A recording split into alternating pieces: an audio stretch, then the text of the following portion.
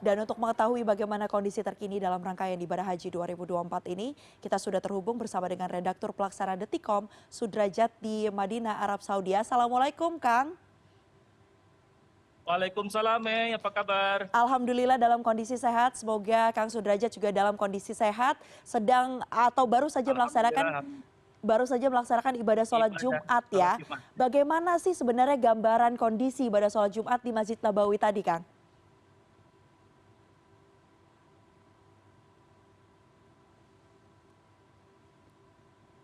Ya, ya. Baik, menunaikan sholat Ibu jamaah dari berbagai negara ya. Eh, Kami beruntung karena lokasi penginapan hanya sekitar 100 meter dari Masjid Nabawi.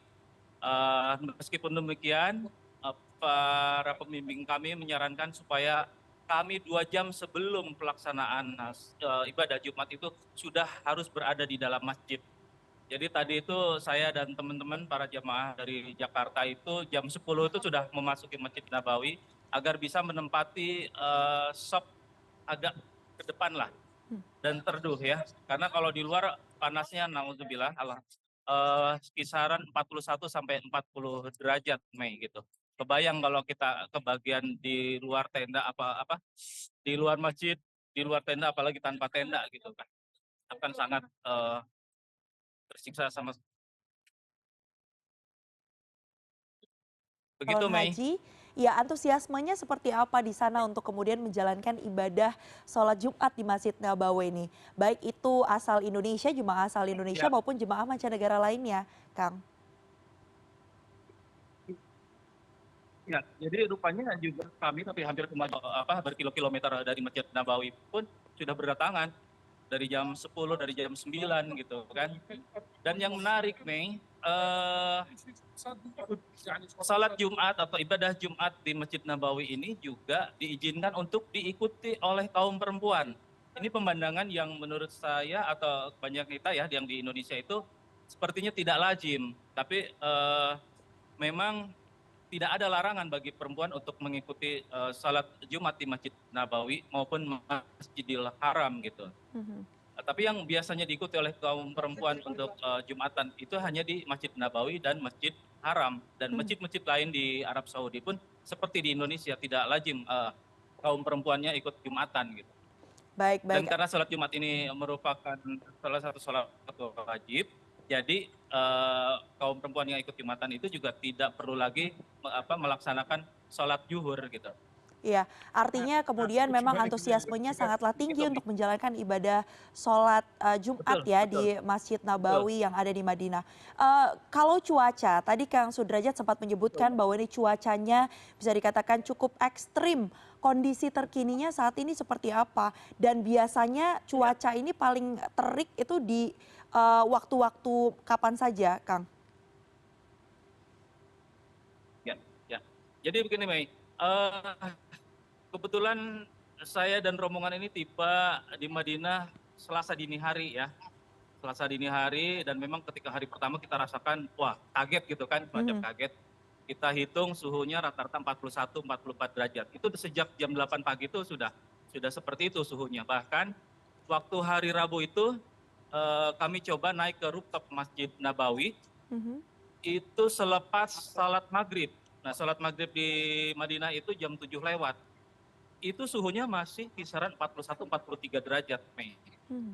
Luar biasa. Oh ya, Mei, terkait Jumatan ini mungkin saya ingin sampaikan juga bisa diikuti karena khatibnya menggunakan bahasa Arab, jemaah dari berbagai negara bisa mengikuti dengan bahasa masing-masing lewat kanal radio tertentu. Jadi sudah diterjemahkan gitu. Nah, Baik. saya ingin sampaikan bahwa khatib tadi khutbahnya tidak terlalu panjang, Mhm. sekitar 15 menit. Mhm. Khatib mengingatkan agar para jemaah kembali meluruskan niat untuk menunaikan ibadah haji dan terutama itu meninggalkan 3 larangan, antara lain tidak bergibah, tidak berbantah-bantah gitu. Jadi jalani, hadapi apa yang terjadi selama menunaikan rukun-rukun haji baik di Madinah di Mekah nanti. Baik. Begitu, Mei. Artinya berbagai hal juga memang harus dipersiapkan. Tadi juga diingatkan oleh khotibnya dalam ceramah yang disampaikan dalam ibadah sholat Jumat begitu ya. Tapi yang juga ingin saya tanyakan ini Kang Ya. Sudrajat, kita tahu bahwa banyak juga lansia asal Indonesia yang menunaikan ibadah haji di tahun ini. Bagaimana kemudian penanganan bagi para lansia? Ya. Memang saya sempat berbincang juga dengan beberapa petugas haji dari Indonesia ya, dan sepertinya pemerintah kita maupun pemerintah Saudi memberikan fasilitas relatif sangat baik ya untuk para lansia ini. Disiapkan kursi roda, ada yang kursi roda tanpa harus didorong oleh kerabatnya atau anggota keluarganya, artinya kursi roda elektrik ya. Kemudian juga di beberapa tangga di trotoar juga sudah ramah untuk lansia ya yang menggunakan kursi roda. Itu dibuat tidak berundak-undak gitu, Hmm, agak-agak ya tidak dibuat berundak-undak. Nah, kabar terakhir dari teman-teman di MCH yang berdinas di Medina itu total memang hingga kemarin itu ada sekitar 25 jamaah Indonesia ya yang meninggal, dan memang kebanyakan itu adalah para lansia, tetapi lansia yang memang dia juga mempunyai kondisi kalau dalam zaman Covid mah ada komorbidnya gitu. oke. Begitu, Ada Mei. ada kondisi penyerta begitu ya, tapi menjadi pengingat juga Ada bagi kondisi seluruh penyerta, ya, iya, iya. baik Dan di menjadi sekitar Masjidil Haram ini juga sudah tersedia ambulan gitu. Jadi kalau ada terjadi sesuatu kondisi darurat, mereka akan dengan cekatan membantu gitu. baik, yang pasti jadi pengingat juga bagi para jemaah calon haji yang akan berangkat ke Arab Saudi untuk terus menjaga kesehatan mereka dan menaati aturan-aturan yang ada, terutama dari sisi kesehatan ya, agar ibadahnya bisa berjalan dengan lancar. Baiklah, terima kasih Ya, dan banyak. kita memang disarankan untuk selalu minum setiap jam paling tidak 1 gelas, 1 cangkir ya. Baik, Dan alhamdulillah sih kalau di masjid air jam-jam melimpah ruah lah ya. jadi agar terus terhidrasi tubuhnya ya. Terima kasih banyak Kang Betul, betul, betul. Sudrajat, Redaktur Pelaksana Detikkom yang sudah bergabung bersama kami di CNN Indonesia Newsroom. Selamat kembali melanjutkan ibadahnya. Terima kasih.